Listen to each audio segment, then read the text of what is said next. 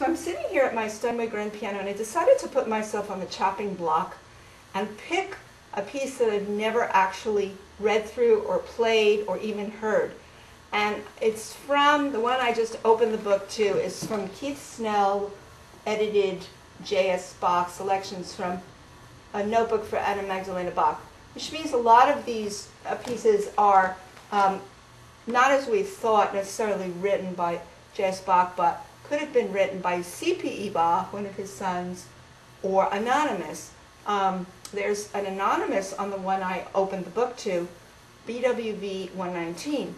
I want to talk about how I might help myself sight read, because this is about sight reading. I'm looking at the piece, and before I even have a chance to touch it, I have it in my hands.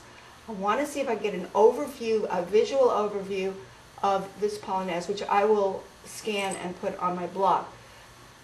I see it says it's in G minor, but if I didn't know it was in G minor, I would have a choice in my mind just looking at it as to whether it was in B flat major, which is a relative major, has a 2-flat key signature, or G minor, which has a 2-flat key signature.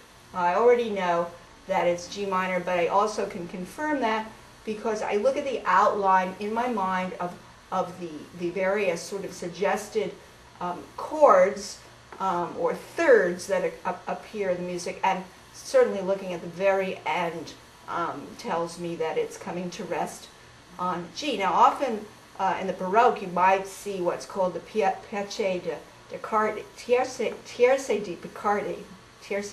or the Picardy third, which means that a piece could end in the parallel major, and that sort of gives you that sort of uplifting, gates of heaven opening ending. That's not relevant here. It doesn't appear to be any Picardy third at the end. It's in G minor. Okay, so what else am I looking for? I'm looking for the rhythm, the meter. It's 3/4. That's very important. I need to know I better have 3 beats to the measure. I see some dotted 8/16 rhythms which have to fit into the space of 1 beat. I want to take note of the bass line, just visually. Frankly, what I might want to do before I started sight reading was do a little sight singing. You know, you can do a little sight singing and see that the piece starts on G. You can go start singing it just by looking at it in your mind.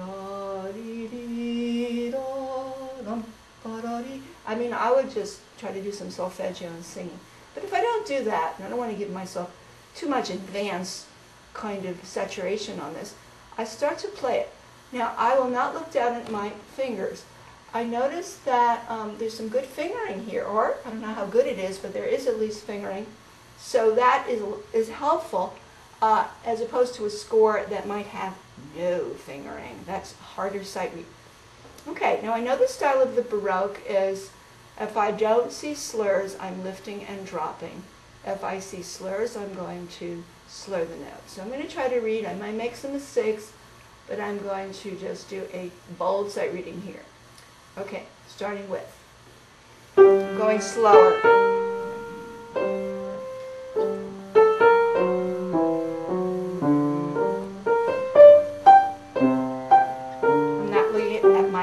At all. I'm looking a little ahead now. I'm looking ahead. Continue parallel intervals for a moment.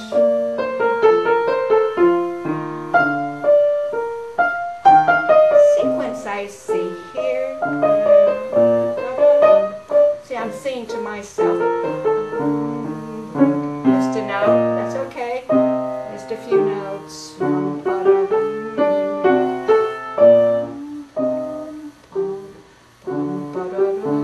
making up some note there.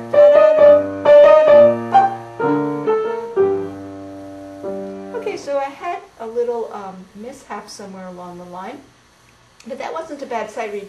I'm going to go back now to the middle part and see if I can correct what notes I missed by being a little bit more attentive. I'm going to try the middle now.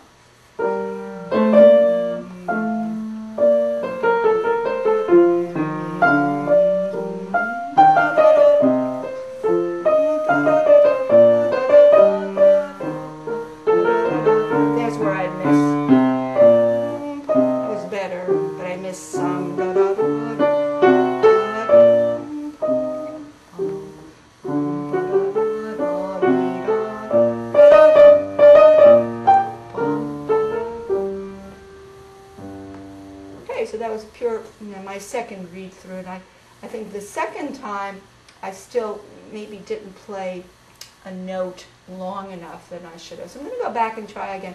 Now what I see in the middle part is the parallel tenths. Parallel tenths are like thirds, but one hand put into the higher octave, displaced third. So that always makes it nice that you can just follow along with your fingers. In this case, it looks like the fingering's a little bit awkward, so it's still parallel thirds though.